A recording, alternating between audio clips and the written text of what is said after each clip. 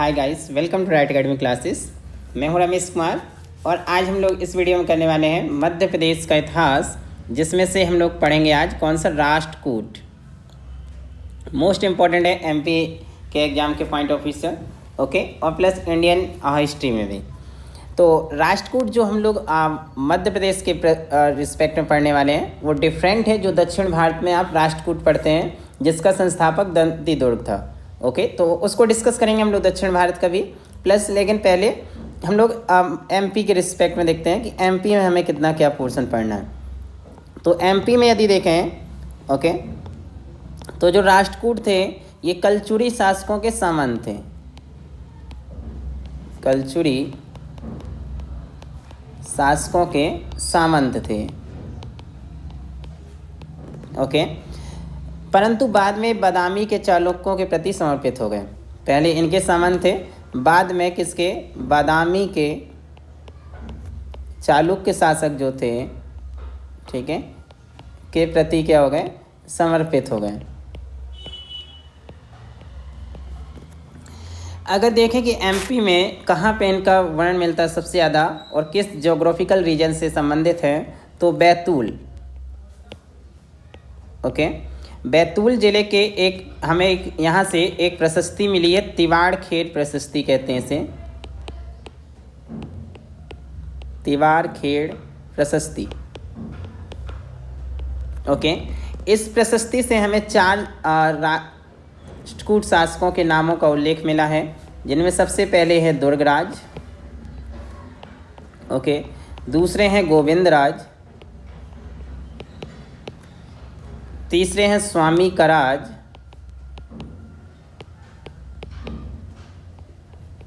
Okay, and fourth हैं नन्नराज। तो इन चारों शासकों का नाम हमें तिवाड़ खेड़ प्रशस्ति से मिलता है। ओके, इनका ये इस प्रशस्ति से भी पता है चलता है कि जो बैतूल क्षेत्र है उस पे इनका आधिपत्य था। बैतूल जिला तो आप जानती ही हैं, ओके, तो बैतूल क्षेत्र पर इन शासकों का क्या था, आधिपत्य था, यानी शासन था। ये इस प्रशस्ति से ज्ञात होता है। यह प्रशस्ति जो मिली है तिवाड़ खेड़ प्रशस्ति, ठीक है, यह प्रशस्ति अचलपुर इलिचपुर से जारी की गई थी। उस समय एक स्थान था, कौन सा, अचलपुर। कई जगह नाम इसका इलिचपुर भी मिलता है। ओके, इसका ड्यूरेशन है कि ये जारी की गई थी 553 ईस्वी से 631 ईस्वी के बीच। ओके, इसमें तिवाड़ खेड़ और खुई खेड़ ग्रामों को भूमि दान किया गया है। ठीक है, इस प्रशस्ति में किसको, एक तो तिवाड़ खेड़ क्षेत्र है, इसलिए इस प्रशस्ति का नाम ये तिवाड़ खेड़ व घुई खेड़, ठीक है, इन दोनों ग्रामों को भूमि दान किया गया था।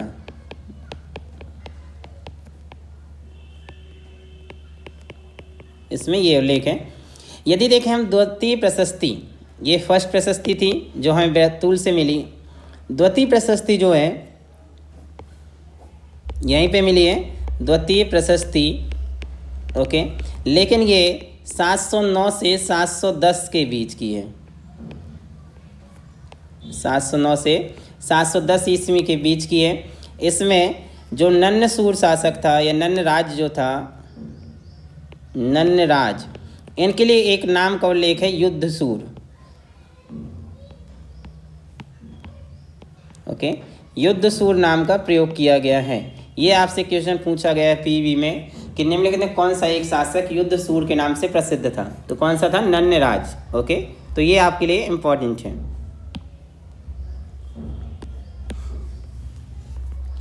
इन प्रशस्तियों की मोहर में गरुड़ की आकृति, जो ये प्रशस्ति मिली हैं इनमें हमें गरुड़ की आकृति अंकित है।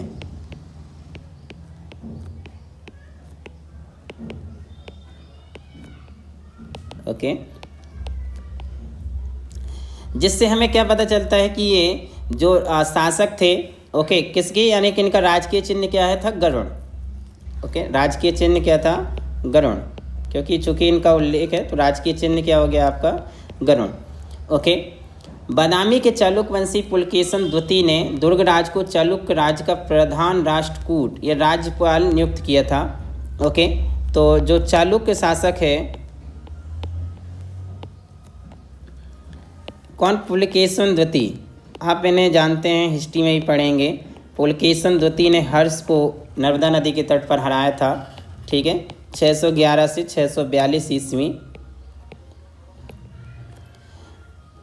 तो इन्होंने जो किया था, दुर्गराज जो था, ओके, दुर्गराज को चालुक्य राज्य का प्रधान राष्ट्रकूट या राज्यपाल नियुक्त किया था। चालुक्य राज्य का, ठीक है,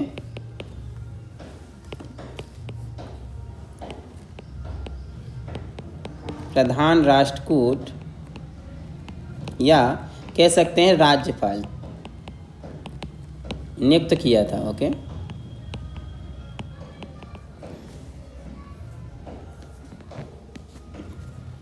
जो अभी हम लोग यहाँ गरुड़ की आकृति कह रहे थे, नन्नराज ने इसे वंश के चिन्ह के रूप में भी गरुड़ का चयन किया था। किसने? नन्नराज ने।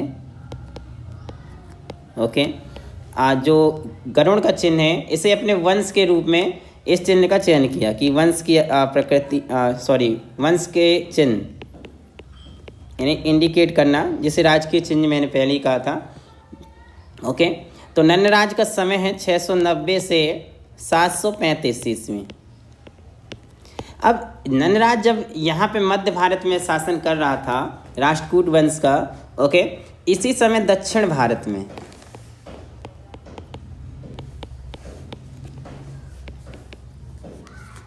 राष्ट्रकूटों का उदय होता है। ठीक है, यानी राष्ट्रकूट जो हम लोग एमपी में पढ़ रहे हैं वो इससे प्राचीन वंश है, दक्षिण भारत से। दक्षिण भारत के जो राष्ट्रकूट थे उनका बाद में उदय हुआ है 752 में। ओके, इस वंश की स्थापना की किसने? दंती दुर्ग ने। तो आपसे पूछेगा अगर यहाँ वाला, ठीक है, कि दक्षिण भारत में राष्ट्रकूट वंश का संस्थापक कौन था, तो क्या आंसर है? दंती दुर्ग। ओके, शुरुआत में ये भी चालुक्यों के अधीन थे। इनकी राजधानी क्या थी? मान्यखेत। ये सोलापुर महाराष्ट्र के पास है। ओके, तो इनकी प्रारंभिक राजधानी क्या थी? मान्यखेत।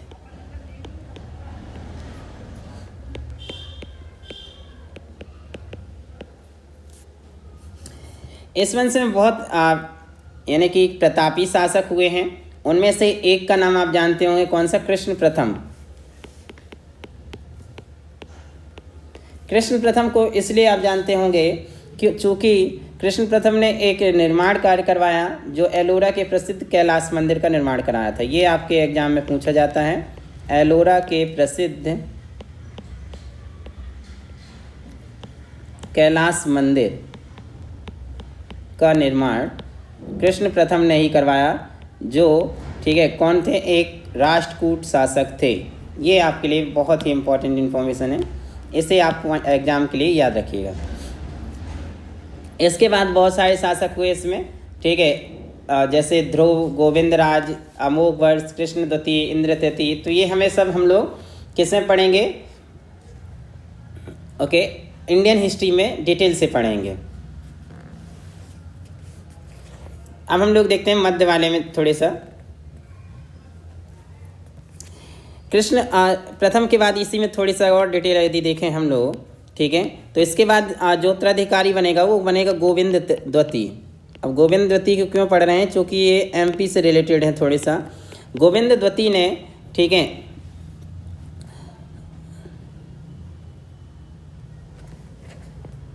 मध्य प्रदेश का जो मराठी भाग था, ठीक है, उस पर शासन कर लिया था।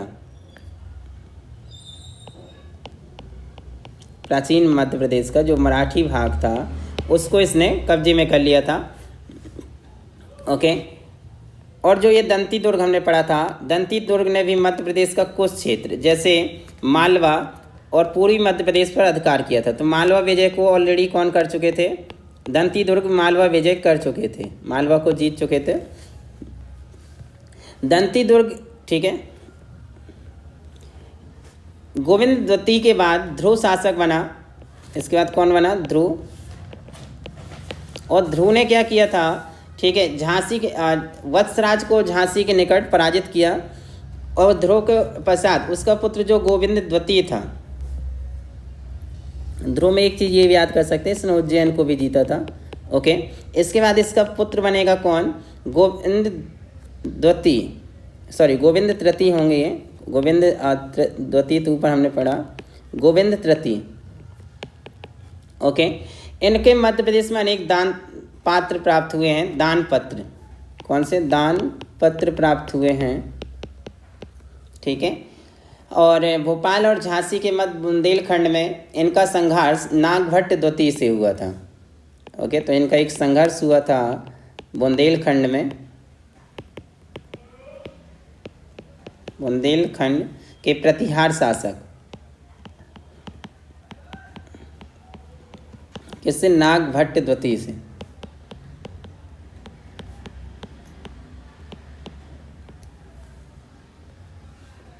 ओके,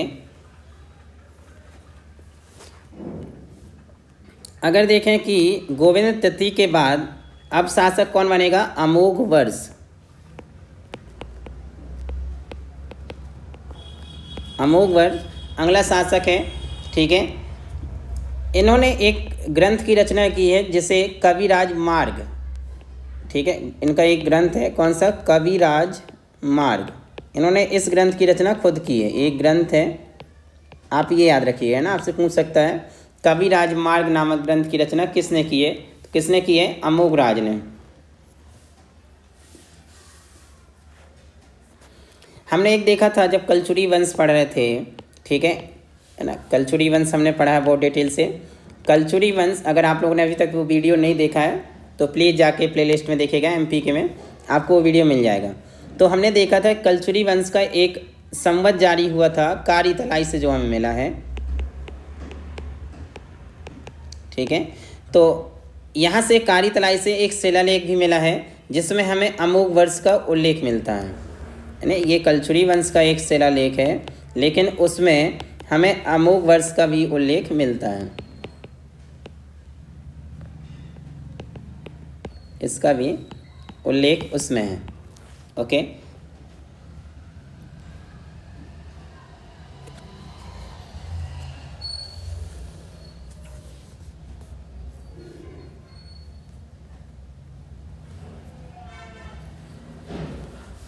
इसके बाद अगर देखें, ठीक है, कि अमोघवर्ष के बाद यदि इसमें बना है तो जो शासक बनेगा वो बना है कौन सा, कृष्ण द्वितीय।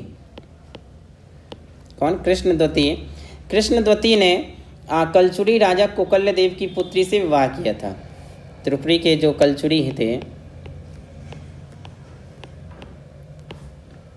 कलचुरी शासक कोकल्य देव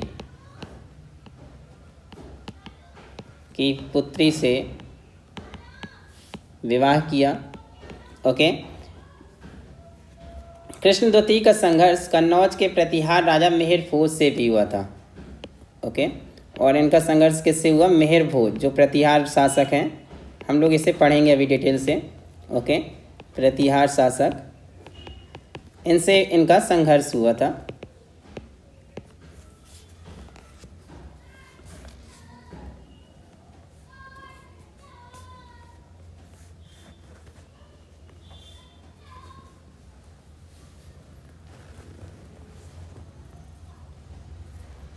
ओके, अगर देखें यहाँ पे कर्क द्वितीय अंतिम शासक है ऑलमोस्ट इसमें, ठीक है।